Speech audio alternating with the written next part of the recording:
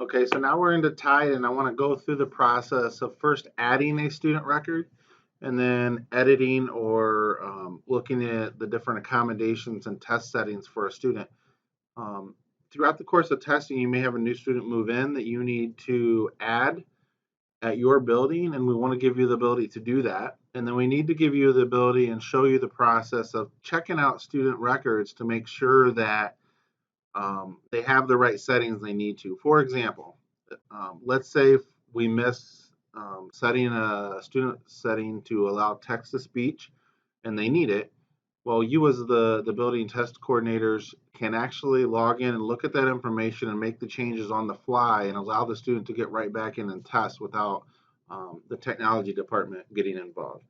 So the first thing I'm going to do is go ahead and add a student.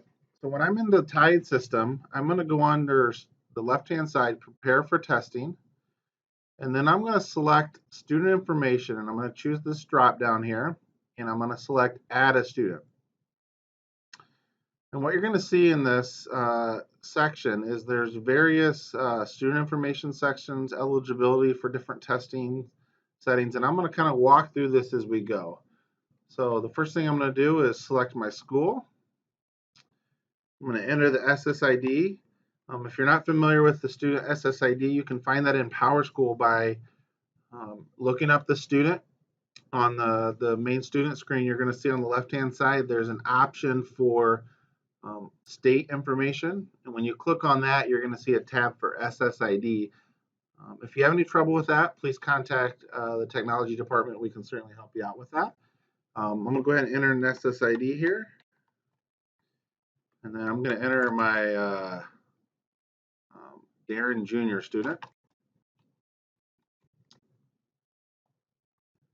And you will see as you're entering fields, if you notice to the left of the field names, there's some that have asterisks next to them. Those are the ones that are required. You can see the birth date needs month, day, and year format without any slashes. Okay, my student's going to be a fifth grader. Choose the ethnicity here. And then as you can see, the district IRN, school IRN is not required in this case because we're already selecting the school over here. So we've got the basic demographic information. If I start to scroll down, you're going to see this eligibility section. And in this case, for Ohio State tests, we're not talking about alternate assessment. So we're going to say, no, they're not eligible for alternate assessment. No, it's not a homeschooled student. Now, if you had a homeschool student that is coming in to test, you're going to want to make sure you mark that. Here is group oral administration. If your student is going to be in a room with a group of students and you have a test administrator that is orally reading the test of the students, you're going to want to mark these sections. For example, English language arts, yes. What that's going to do is it's going to cause this student and any other student in the room to have the test questions presented in the exact same order so that as the test administrator is reading those questions, they're presented the same to every student. So I'm going to leave this section no. Second rater, yes, no. I'm going to leave that alone.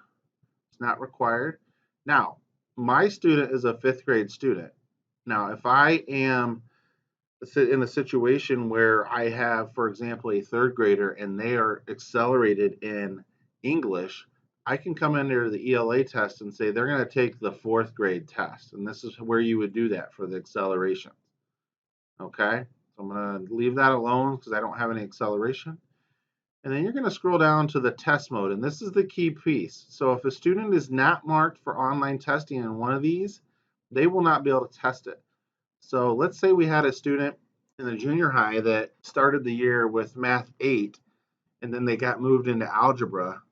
Perhaps by chance, the PowerSchool loaded them into Math 8 as an online, but really you need to test them in algebra. So you need to make sure that algebra is marked for online. Okay? Mark, in this case, my student is a fifth grader, so I'm going to make sure they're online for math, grades 3 through 8. And I'm also going to make sure ELA 3 through 8. And I believe science, fifth grader, so I'm going to say online.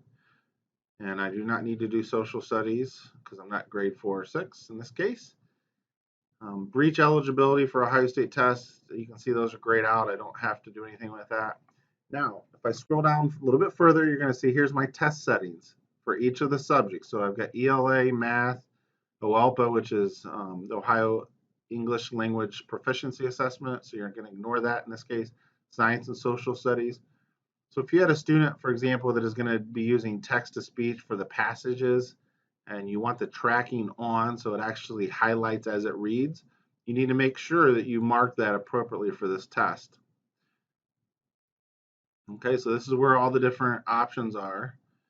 And you got screen reader mode, different print sizes, different choices for the screen color, mouse pointer, things like that. So these are where all those options are going to be. And then down below that, you're going to have class information, which you can leave blank. And then the additional student information needs to be filled out. So if you've got a migrant student, yes or no. And then you do need to mark accommodations for Ohio State test. If you have a student that is taking the test in ELA, for example, with accommodations, whether it be small group instruction, extended time, preferred seating, those type of things, you need to mark this appropriately. And then limited English, 504, whether they're on an IEP, no accommodations here, gifted and talented, and I don't have a disability, so I don't need to mark that. I'm going to click save. And Darren Estelle Jr. has been added. Okay. So now if I go back and home screen, for example, and I need to modify this or any other student's information, the way I'm going to do that is I'm going to go into the student information, and I'm going to click View, Edit, Export Student Information. And then I can search for the student's name. So I'm going to search for Darren and click search. And you are going to be presented with some information on the screen that matches your search results. I've got one result return. I'm going to say view results, and you're going to see we've got the student, Darren Estelle. He's male, and these are the test group oral administration settings I had set, and then you're going to see test mode. You can see a quick view here of what they've been marked for. Now, if you need to modify that, you simply click the pencil icon and go in and make those changes. Now, as you guys know, the test tickets contain the student's first and last name and the SSID. And so these are the fields that you would need to enter into the test ticket, which I'll show you in the next video, how to just take a test ticket template and create that for your students. All right, thank you.